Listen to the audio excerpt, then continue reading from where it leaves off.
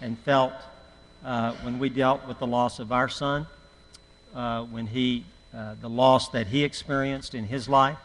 There's so many different kinds of losses. The experts say there's about 40 to 42 major losses. I don't know. I am not an expert in this. I didn't wake up one day and said, I think I'll be an expert in grief. I don't want to be an expert. I just don't. I didn't sign up for this when I was born, by the way. So I appreciate you understanding that hopefully some of the things I said might spark some questions, and certainly we're not meant to hurt anybody. I hope that didn't, but I know that just the nature of it, it brings back some things for some of you, and I understand that. I want to share some things that we've learned and then have some questions, so be ready for some questions. As I want to define grief, and if you want a great book that we use in our retreats, it's John James and Russell Friedman called the Grief Recovery Handbook. There are a lot of good books on grief out there. Many of you probably could give us suggestions on books to read. We've read a lot of books on it, so there's a lot of things. I'm not saying this is the only thing to use, but the definition of grief is very important, and they say that it's the normal and natural reaction to loss of any kind. And the key word is normal and natural. And the other definition is equally valid, I believe. It's conflicting feelings caused by the end of or a change in a familiar pattern of behavior. So if you retire, or have you lost anything? Anybody recently retired? Now you might be very happy. Are you married, sir? Is your wife upset that you've retired? No. Okay. But you might have experienced a lot of loss. I just preached my last sermon as a full-time preaching minister for a church after 40 years. Is that a loss? That's why I was so emotional this morning. This is my first time back since my farewell sermon. So it's a change. Marriage is a loss, no jokes intended. When you're married, so a loss could be a good thing. I mean, it could be a good event, but it still can hurt. So what do you lose when you get married? Be careful, guys. Don't joke around on this. What do you lose when you get married? Freedom. That was from a woman. All right. You lose your independence. Marriage is choosing to be dependent on somebody else, interdependence. So you lose that. You lose a lot. Going off to college, moving, changing careers, financial loss. We've had people who were in a business for 25 years and lost everything, went bankrupt. They were in the motorhome business. They had a big motorhome business out on the West Coast. They were devastated. They felt guilty coming to our retreat because they had heard other stories that seemed to them more intense than theirs. And certainly they wouldn't trade places with anybody at the retreat, but they needed to own up to their own loss, and they did. So that's what grief is. And I'm going to go through this pretty common. H. Norman Wright has written a ton of stuff on grief from the Christian perspective. He had a booth across from us in Nashville at an American Association of Christian Counselors convention. We had a booth in a year ago, and Mr. Wright, or Dr. Wright, was right across from us, and he took about 200 of our brochures, but he is wonderful about grief. If you read anything from H. Norman Wright, it's very good, I think. And his big deal is to normalize grief. You're not crazy. You're grieving. That's very important. Earl Groman, I think he's a Jewish rabbi, said grief is not a disorder, a disease, or a sign of weakness. It's an emotional, physical, and spiritual necessity, the price you pay for love. The only cure for grief is to grieve. I love that.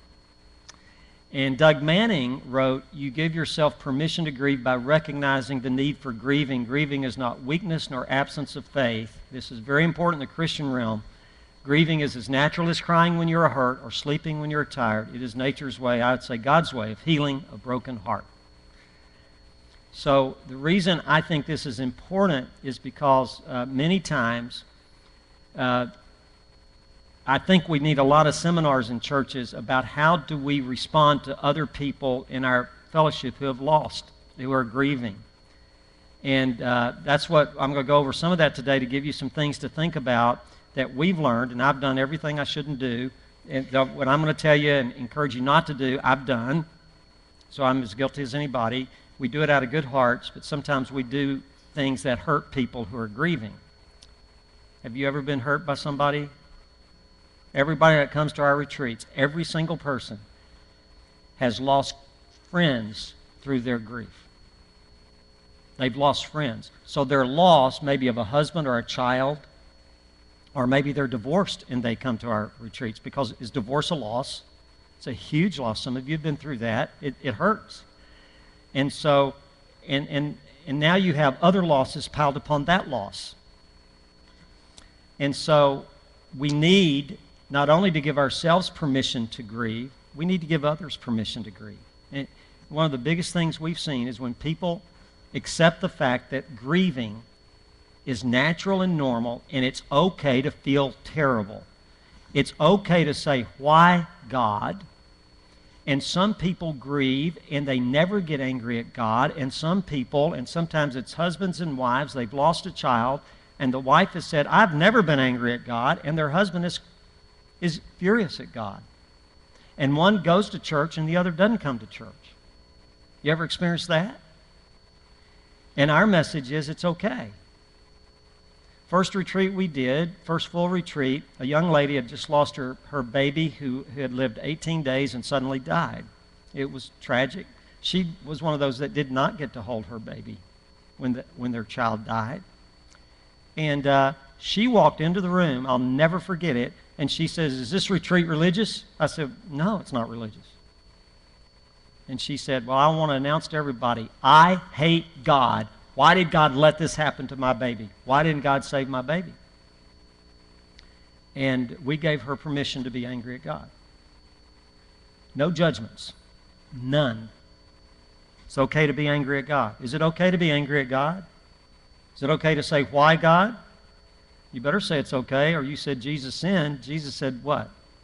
Why have you forsaken me? And he knew why, but he felt terrible at the time, and he said it. It's okay. All right.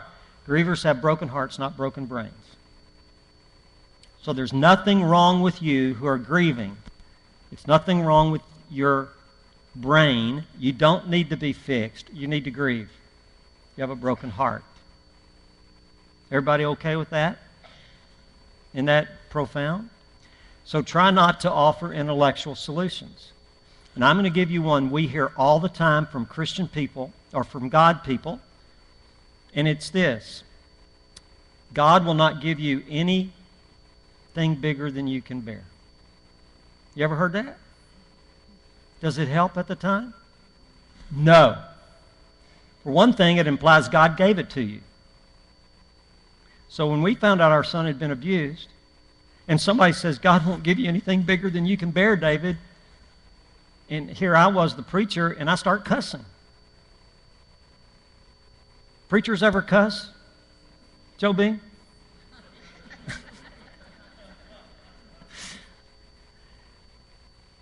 You see, that says to me, oh, so God gave me a son and let this, God wanted that to happen. God didn't want that to happen. He doesn't want you to have pain. Now, he allows it sometimes and all that, and we can't get into all that today, but try not to offer intellectual solutions like, well, at least you can have other children. Is a miscarriage a loss of a child? We have people come to our retreats and they put down some other loss, and by the time we get through the retreat, some of them, the last retreat had lost 5 children in miscarriage, and she came with the loss of her husband, but she had to deal with those losses because nobody had ever acknowledged to her that she had lost a child. She had lost 5 in miscarriages. And I've heard people say many times, at least you can have other children or you have other children. And that intellectually it might be true, but it doesn't help. And be careful with myths. And by the way, time does not heal all wounds. It is what you do with the time. We had a couple from Texas. Their 25-year-old son on Thanksgiving Day got up from the table, had his sister there. They were both unmarried, so the 2 kids were home. He put his dish in the sink and had a massive heart attack and died, 25 years old. Right there in front of mom, dad, and sister. And the next Thanksgiving, the mom's best friend called. And here are her words. Honey, I love you, but it's time you hear the truth. It's been a year. It's time you get over it. Every single person that's come through our doors, almost without exception, has similar stories from that people have tried to help by trying to fix, by saying things like that indicate that there's something wrong with this person. If they were healthy, they would do something different. 365 days is nothing magical about it. So time does not heal all wounds, and that's called a myth. Try not to make stages absolute. And I'll be real quick with this. This is real important. Catherine, who was it? It wasn't Catherine Kuhlman, was it? Who was it that wrote the book about how to, the 5 stages of death? Have y'all know who I'm talking about? I can't even think of her name, and we go over this every time at the retreat. Kubler-Ross. She wrote a book saying that if the doctor said you have 6 months to live, told you that, then you might go through 5 stages of denial and anger and acceptance and bargaining and all that stuff. Have y'all heard that? And she was writing about people who were told they were going to die. She was not talking about those who have lost somebody. But this world of ours took what she wrote, and it evolved into that grievers will go through 5 stages.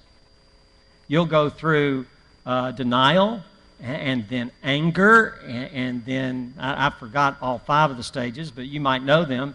And then finally you'll bargain with maybe God, or bargain, and finally you'll accept it.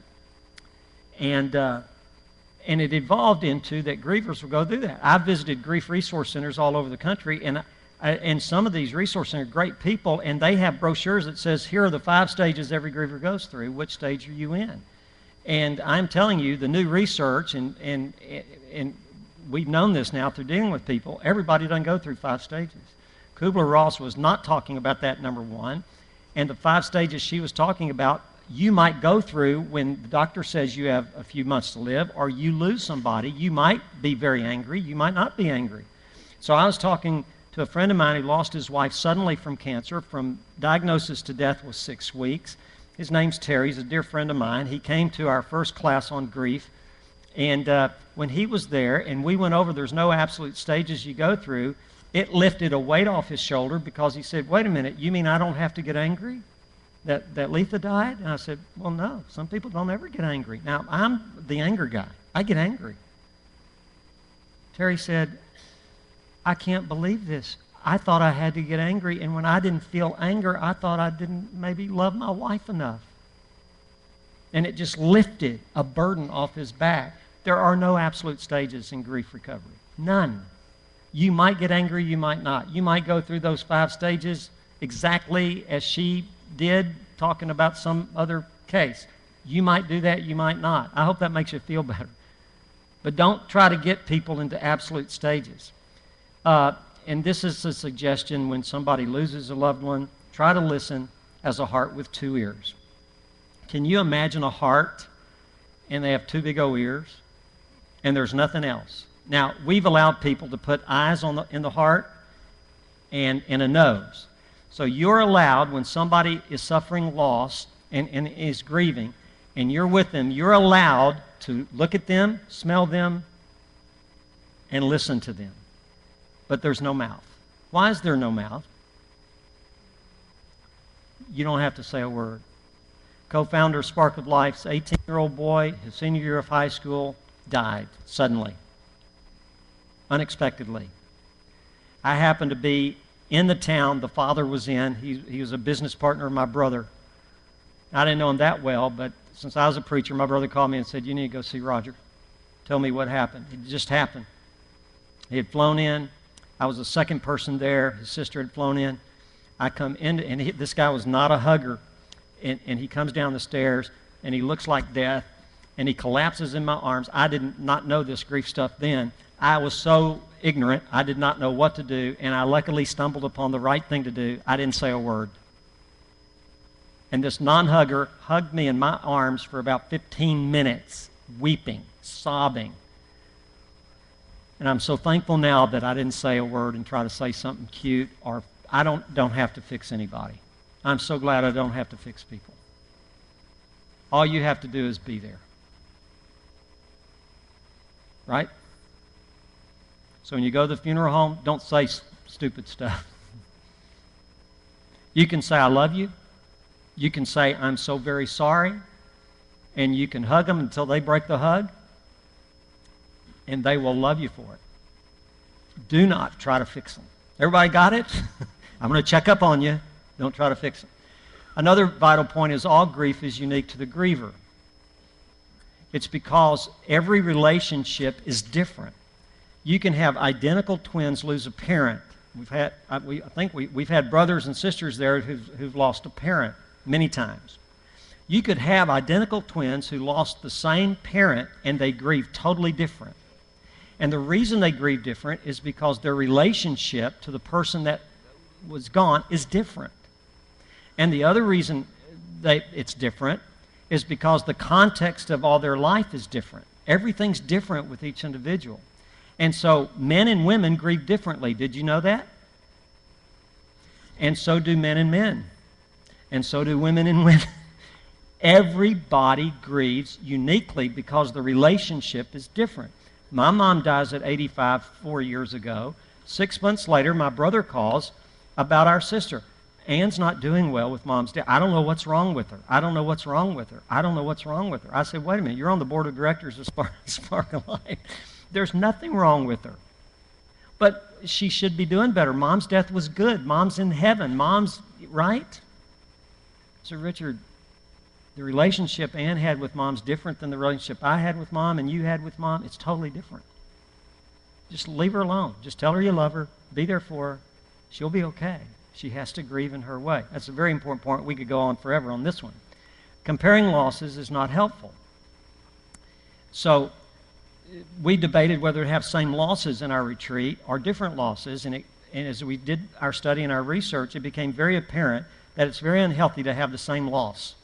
I mean, everybody with the same type loss, because then you try to put everybody in the same, it's all different. And I'm going to give you an example of what happens. My son's 5 years old. He comes home. This really happened. His girlfriend broke up with him, 5 years old. Her name was Sarah. And he comes home from kindergarten, and he's crying. And I say, oh, what's wrong? What's wrong? He says, Sarah broke up with me. So you know what I did? I said, well, don't feel bad, Adam. Think of your friend Timmy down the street who's in a wheelchair. Aren't you glad you're not in a wheelchair? I'm a brilliant parent, aren't I? I am what you call an idiot. We do that. So I start preaching, and I get up in the pulpit when I'm young, and I read this neat story about a man who's feeling bad because of something in his life, and he goes on a bus and he sees somebody with no hands. And then he sees somebody with no legs. And then he sees somebody without any arms and legs. Have you ever heard that story? And then he feels terrible that he's felt bad. And so preachers get up, no offense to Joe or me or any other preacher here, preachers get up and say, you need to be thankful for what you have, and when you're feeling bad, you need to be thankful. There's an element of truth in that. It is very healthy to be thankful, full of thanksgiving, and I'm not saying it's not, but here's the deal. When somebody's hurting and you say somebody else has a worse loss than you, I am stating to them, you don't have a right to feel bad. You need to squelch your feelings, and you need to buck up, and you need to have faith in God, and you need to stop being so self-centered. And we have raised a generation of people like that. We have raised a nation like that. Squelch your feelings because somebody has it worse than you. Now, I'm not saying that at some days somebody having it worse than me doesn't help me in some small way. I think it does occasionally, but I'm going through the grief. Y'all get what I'm saying? Stop comparing losses. Stop it. Okay, that's profound. Recovery from loss is possible from any loss. I don't care what it is. But you got to define recovery correctly. And the way we define it is recovery from loss does not mean you never feel bad again. It doesn't mean you don't have bad days. It doesn't mean you never cry again. It doesn't even mean you don't have a bad week or a bad month. Recovery from loss is when you get out of the pit and you get on with living even though you're hurting, and you accept the fact that it's okay for you to hole up in the house and cry for 3 days. And you give yourself permission to grieve, and it's okay, and there's a lot more to be said about that. But the big thing is there's always hope. There's always hope. And we believe there's only hope in the Lord, okay? But there is always hope. Recovery is possible when the griever makes small and correct choices. And this is important because sometimes grievers think they have to get to this plateau and feel great all the time, and life's going to be back to normal, and they can't imagine ever getting there because the hole in their heart's so deep, and their pain is so deep, and there's something missing, right? And so if they define recovery in this unattainable realm, they give up trying. And so we have to define recovery with making small and correct choices. At the end of our retreat, we have every retreat participant do a anchors to sails deal. And we use anchor in a bad way, anchor that holds us down, and we're trying to turn our anchors into sails. And so they have to give a strategy of what they're going to do when they get home to continue their recovery. What are you going to do? Specific steps that you're going to take, and they have to come up with one thing to do. One thing. They can put more than that if they want. So we had this lady who had lost her husband, and she was just so lost without him. She had spent, she had loved him so much. And she wrote on her paper, and we have people share who want to share. And I said, who wants to share? And Karen raised her hand. She said, here's what I'm going to do. What are you going to do, Karen? She says, starting tomorrow, I'm going to get out of bed before noon. Huge deal or not? Huge deal. Everybody applauded. Way to go, Karen. Can Karen get out of bed before noon? Yeah. And when she got out of bed before noon, she emailed everybody and said, I did it. And everybody emailed her back. Way to go, Karen. See, got a man. He's become a dear friend. He came to our golf tournament in Houston 2 years ago to support Spark a Light because my brother asked him to come. He paid $1,000 to play in a golf tournament, 18 holes. And by the way, if you'd like to play in a golf tournament, you can. We don't charge everybody $1,000, but he could afford it. So anyway, and he came to our golf tournament. I happened to play with him because I was the last one to play. Everybody else had teed off. He came a little late. Never met the guy. He said, I'm so happy I don't need Spark a Light, but I think what you do is great. 3 months later, he's talking to his 43-year-old son on the phone. Son's in California. Mom and Dad call him. They're from Houston. Call him, and the son has an aneurysm and dies on the phone talking to the dad. So I call him. I go down to Houston just to be with him. He comes to a retreat. Finally, about 6 months later, he and his wife, so sweet and dear people to us. And on the Anchors to Sails, he wrote, by the second week of September, this was August, by the second week of September, I'm going to play golf again because I can't play golf anymore. I haven't played golf since Tim died because we used to play golf together. And he loved to play golf. And I said, Jerome, this is wonderful. I said, I think this is a God thing. Debbie and I are going to be in Houston the second week of September. Would it be okay if we played that first round with you? He starts crying, gets his wife. So Debbie and I got to play golf for the first time with Jerome and Debbie Adams. Is that a significant thing? It might be a round of golf. Small and correct choices. And it just depends on where you are and what your life is like. This is one of the most important things, and we'll turn it over for questions, I think. Grief remains when there's regret and resentments. We had a father and a mother come to our grief retreat. The son was 25, coming home from work, had 5 beers, drove around a corner, turned his car over, truck, in a ditch. It's a simple wreck. The truck flipped. It was a real cheap truck. It was an 85 truck, like a Nissan little truck. Threw the kid out, and the truck killed him. His father came to the retreat with the mom. Just awful, obviously, and it's just terrible. And we have this section where you have to deal with your regrets and resentments. Guilt is a huge thing when a kid dies. Y'all know what I'm talking about? Some of you know. Things I wish I'd have done different, better, or more. A husband dies, and the wife comes in, and she's been just stuck in this pit of grief. She doesn't know what to do. I said, have you forgiven your husband? She says, I don't have anything to forgive my husband for. I said, how did he die? Had a heart attack. She had already told me the story. So he had a heart attack. Yeah. And I thought you told me that you wanted him to go to the doctor for months. Yeah. I thought you told me you wanted him to eat better. Yeah. Did she have any resentments? She had to admit the resentments to complete the incompletes. If you don't admit it, does she have any regrets? She wished she would have forced him to go to the doctor. She wished she had got the doctor and brought him over and said, check him out. She wishes she would have done more. She probably got mad at him, probably said some things. Have you ever said something you wish you could take back? I made fun of somebody at church one day, and Joe and I were talking about making fun of each other, and I got to be real careful because I like to kid with people. I made fun of a guy, and I had 4 little old ladies. Every time there's an old lady, she's little. I don't know if you know that. Little old lady, she comes to me, and she said, how did you make fun of Charles like that? I can't believe you did that in front of 1,000 people. I said, Charles can take it. Oh, that could hurt his feelings. So what did I do all night? I worried about it. I tossed, I turned.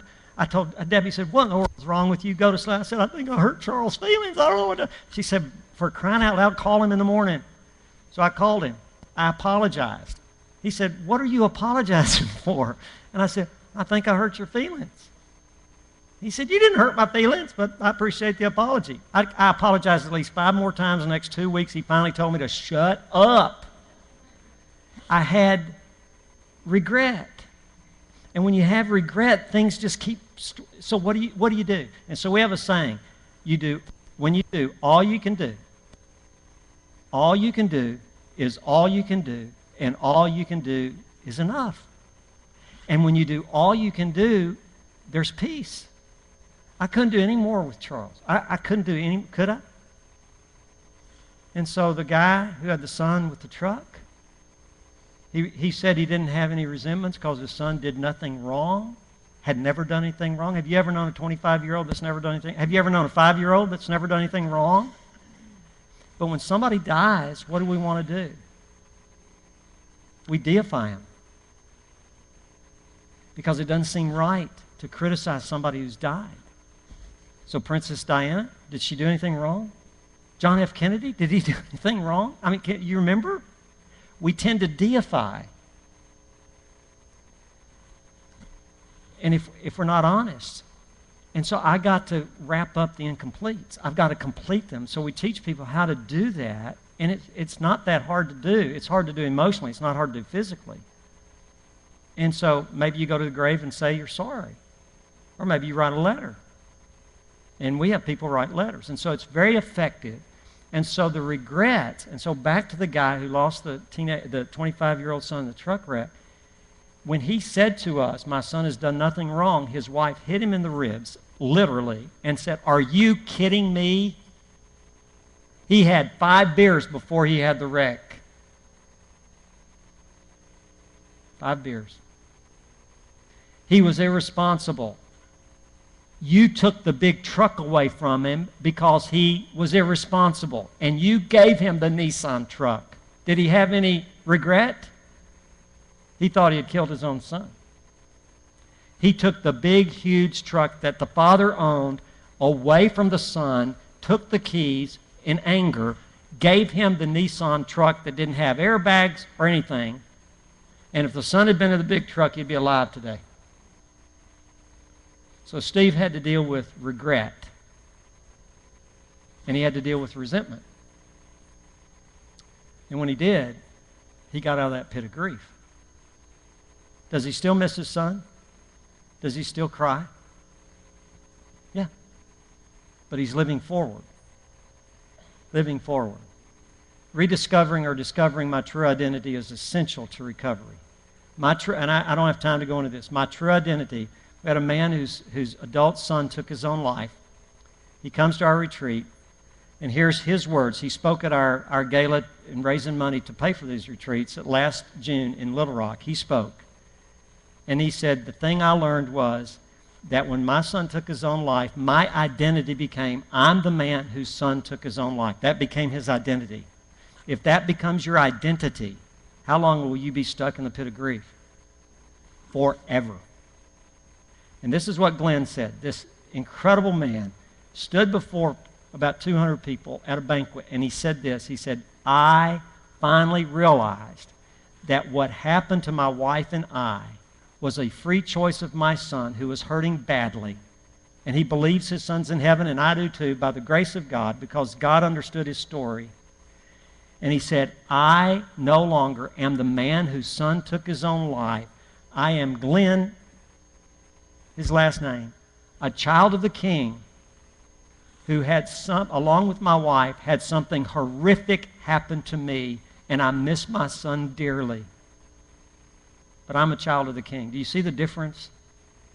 And it enabled him to get out of that pit. Okay, now that I could go on forever. Helen Keller said this, what we have once enjoyed deeply, we can never lose. All that we love becomes a part of us. Loss helps shape us. It does not define us. Do you see the difference? I can't help but be different after a loss. Glenn is different after his son's death. And it helps shape him and form him spiritually. But it doesn't define him. There's a big, huge difference. And I wish I could go deeper in that. Here's the passage.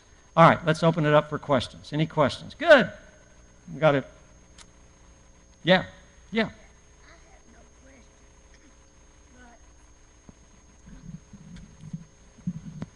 I have no question, but I was divorced, and I know a lot of people in this audience have been divorced. And to me, the grief of being divorced was much worse than the grief of losing my second husband. Yeah. And I think it would be good if you could address that. For you, that loss was worse. Yes, for you. That we hear that all the time too. So we have many divorced people come to our retreats. And it's so interesting you said that, because who have lost a spouse to death end up encouraging those who have lost a spouse to divorce. And you've lost both. And see, to you, we had a lady come alone who was there because her husband left her for another woman. And as we heard her story, she had her and her former husband had lost a 15-year-old daughter to cancer 8 years earlier. And she said the loss of her husband when he left her, for her, was more damaging to her than the loss of her daughter, because when she lost her daughter, she had her husband there with her. Now, obviously, it had been 8 years, and obviously, in those first few years after the loss of her daughter, that consumed her. But as she recovered, so you see, everybody's loss is unique. Now, to some people, a divorce is a relief. It's a relief, right? Okay, so see how different it is. Yeah, all right. I lost my husband, and then I lost a son, and they say that the hardest thing is losing a child. I think the loss is so different because you love each one in a different way. Yeah, yeah. So both are devastating, but... Yes, that's a good way to put it. That's why we don't compare losses. We want to encourage people, let's not compare, because there's no way to compare. If I've had people imply to me, oh, Josiah only lived 7 minutes, you're lucky he didn't live a year or two so you get attached to him. Are you kidding me? Did I like that? No. See, we lost dreams. I wanted to yell at referees when my grandson played basketball because I'm really good at that. I didn't get to do that. Okay, but see, every loss is unique. And I think that's been exhibited here by those who've experienced, all kinds of losses. Yeah. Well, I don't even know if I can say this.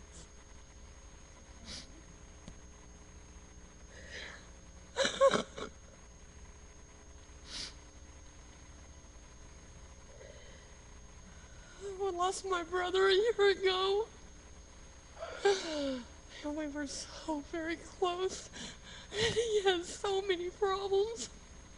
And I prayed for him all the time.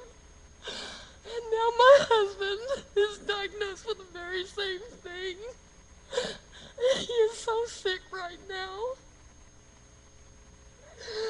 And every day is a battle because I see my husband and I try not to compare him to my brother. And my husband and I next month, well, this is June, it's now next month. On the 11th, we'll be married 37 years. I don't know. I don't know how to be anymore. I just don't know even who I am, and I have to work full time. And I work in the cancer center at Vanderbilt, and I deal with everybody's wow. grief there. It's just so tough. I am so sorry. No, we are so sorry for your pain. I get so close to my patients, and they die on me, and then I try and encourage them, and I know that God uses me there, and I know that's why I'm there. But it is so close. I don't even understand stuff anymore. Wow. What's your husband's name? His name is John. John. Are you a member here? My mother, my sister is. Okay. And actually, John and I got married in the original Brookmead. Will y'all promise to pray for John and to pray for, in your name? I'm Linda. Linda. And I'm so very sorry for what you're going through. And I know that there'll be people here that will talk to you, okay? And someday, we'd like for you to consider coming to a retreat. But in the meantime, I'm so glad that you shared that with this group of people and were open and honest, okay? And they'll be here for you. Am I right in saying that? Okay. I know these people care. And thank you, Linda, for opening up. I know how hard that was for you. Loss hurts, doesn't it? It hurts really bad.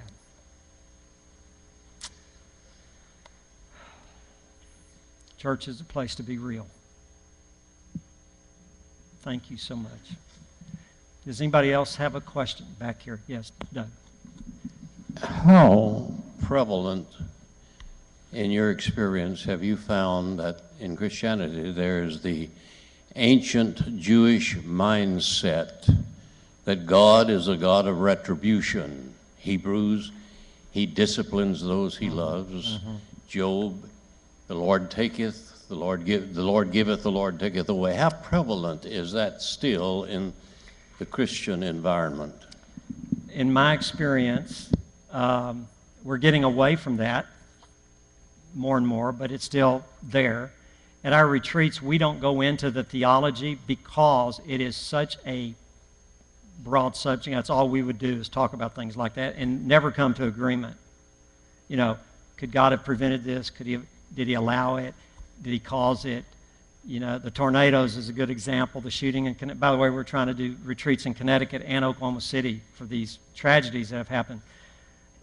But yes, people in my private office, who come to me say, did this child die or that because I did something wrong? So it's still there. I don't know, Joe might want to answer that. I don't have all the answers to that. You know, God is all wise, but what I always come back to is God hates it when we suffer. I mean, that passage in Exodus is so important to me because God saw the suffering and he was concerned. And Jesus did weep at the graveside. So, I don't know, anybody else want to answer that or have words of wisdom on that one? That's a great question. I don't really deal with that a whole lot anymore, even though it's still a question of some, especially on children that maybe with suicide. Not so much that God did it, but that maybe they wish they had done something different, better, or more. And that's why we try to complete those regrets and resentments. One helpful question that's asked about guilt is, if you did not intend to hurt somebody, don't claim guilt. You might have a regret, okay? Steve did not intend to hurt his son when he took the truck away. He feels guilty. Now, he might have regret, and I like to change the wording from guilt to regret, if that helps, you know. He still has to apologize, maybe, and that's why the letter's so important. It's a great question. All right, anybody else? Over here.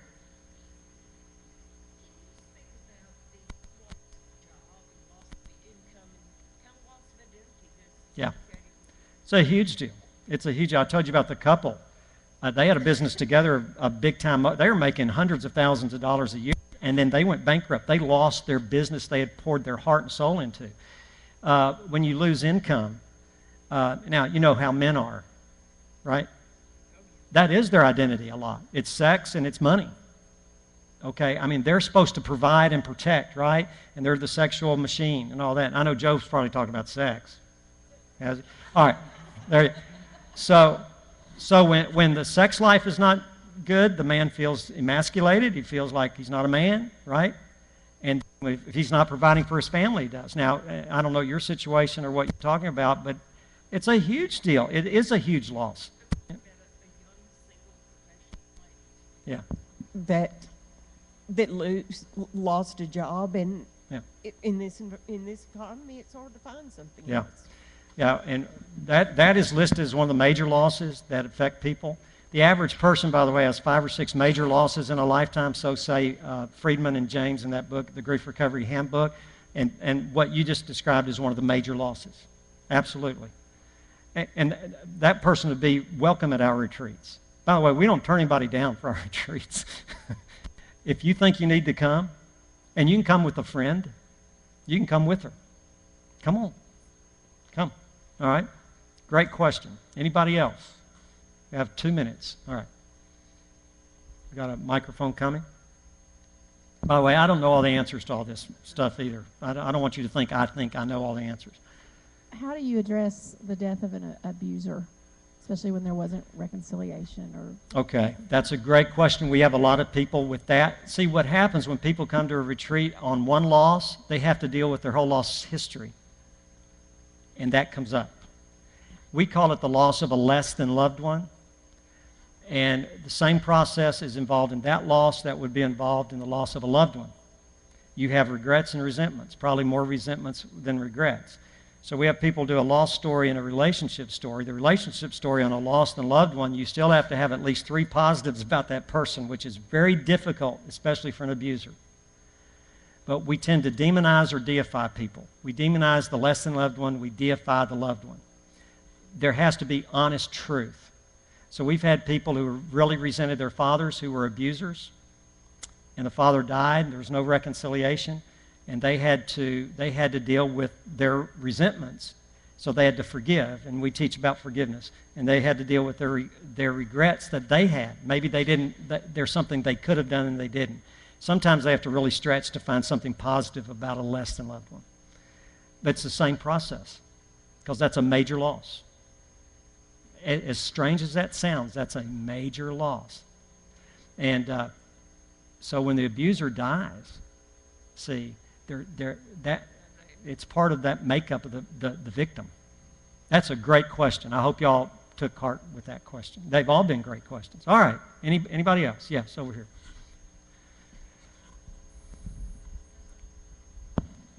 I just want to say thanks for bringing up about miscarriage. A lot of people say that thing about, well, you were able to have another child, or you're able to adopt, and all those different things, like it replaces those children. Yeah. And we lost 1 single and 1 set of twins, Wow. and I have the guilt, which I need to now think of as regret, but Yeah. they died inside of me. Wow. And every time you see a child that's the age of what that child will be, you think about it. And people don't give you helpful things. They always are trying to say other comical little things or something to make you feel better. Yeah. And I appreciate that you said it's better just not to say a word and just to be there for them, Yeah. but also to give permission to be able to grieve for those children, because they really were my babies and they really are in heaven. They just were never in Absolutely. my arms. So. Absolutely. Thank you for that. That affects so many people, and it goes unsaid, and it needs to be said. So thank you for that, because you know, and they have names. Did you name them? It's very important to name. You know, that's something that might be new now. But I'm telling you, and by the way, people who have lost loved ones, I don't say especially children, but in my experience, the children, they want to hear the names. They want to hear their names. Don't be afraid to talk about that child and talk and say, tell me something about Paul. Tell me something about him. I'd like to know. We do that at our retreats, near the end of the retreats, and you should see the faces of the people. They start talking about good times and funny times, and that's very healthy. In a pregnancy, and the baby dies inside of you, there has to be, it's very normal for you to say, if I've only done this, maybe I ate something, maybe I drank, all that, maybe if I exercise, maybe, right?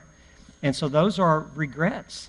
But if you did not intend to hurt your babies and you did not, then don't own the guilt. You feel regret, but don't own the guilt.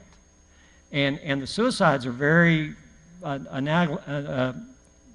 very relevant here to that guilt. I know of no parent. Steve did not try to harm his son by taking the truck away. But he does regret that. Obviously, he regrets it, but he was trying to help his son. And we're imperfect parents, right? We're imperfect people. So anyway, forgiveness is a huge thing. I like to say, forget forgiving yourself and start working on accepting God forgiving you.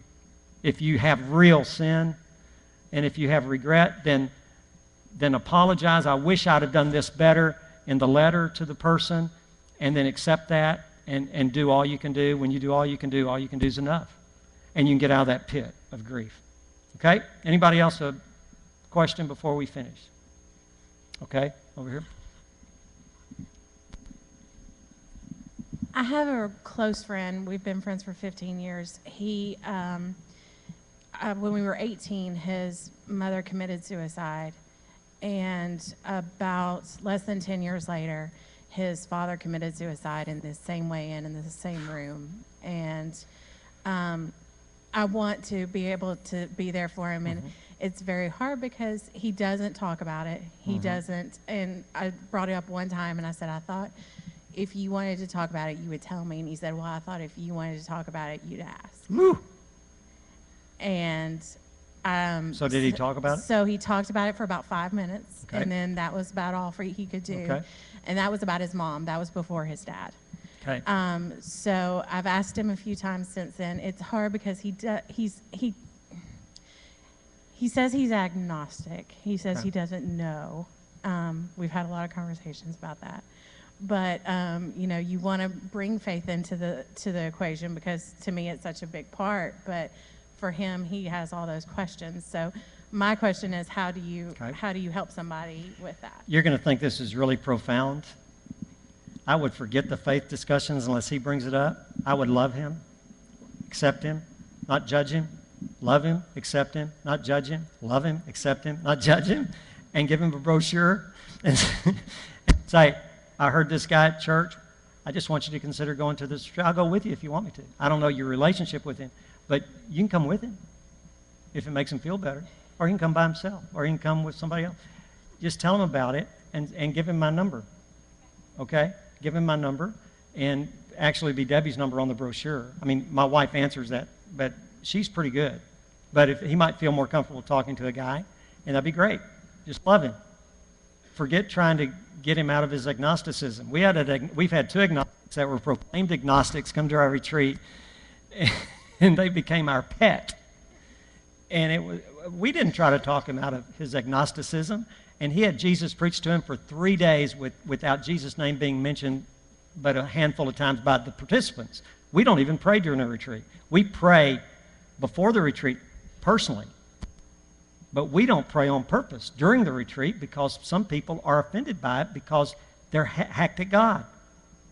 So we don't even pray. And some people, why don't you pray? Hey, we prayed. We cover this thing with prayer. But we're not praying out loud during the retreat for that reason. And so I think that's how you preach Jesus anyway. You just love him. And you do. So, okay, I got to quit. Thank you all so much. You've been wonderful. As we wind up, go ahead. Yes, go ahead. Okay.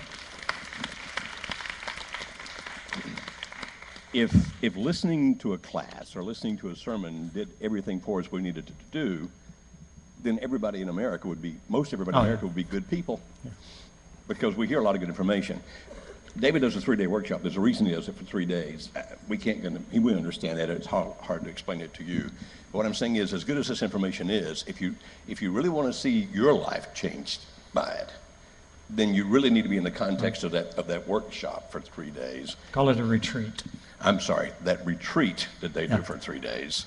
We do a workshop. Yeah. Our retreat, and the reason it's important, I know, Joe, is because there's time to relax on this 3 day. You're away from life and garbage for a while. You deal with the garbage, but in a safe environment, and you really get pampered. You eat really well. The biggest complaint is they eat too much. That's the biggest complaint. The food is great. We have it at first-class resorts. It's a great experience. Anyway, sorry. Our workshop is also a safe place. We feed them nothing. But it's a very safe place. You have snacks, don't you? They call a peanut a snack. What I'm saying is those brochures are back there. Yeah. If you or somebody you care about could benefit from this, you can't get it just from hearing lectures and classes. It really needs to be done in the context of those 3 days. Yeah. That's where things happen. And David's making that available, 30 of those next year. Hopefully, if the money's there. And, Yeah. and some of the people that go, of course, wind up donating to it. Some people donate to it that have never been. That's right. But those brochures are back there. May we ask our shepherds to pray first over this lady here? Yes. And Linda. then to pray for David, and we'll end up with that. Would you, shepherds who are here, come and pray? Tell me your first name again. I'm sorry, I go blank. Linda. Would you guys come pray for Linda?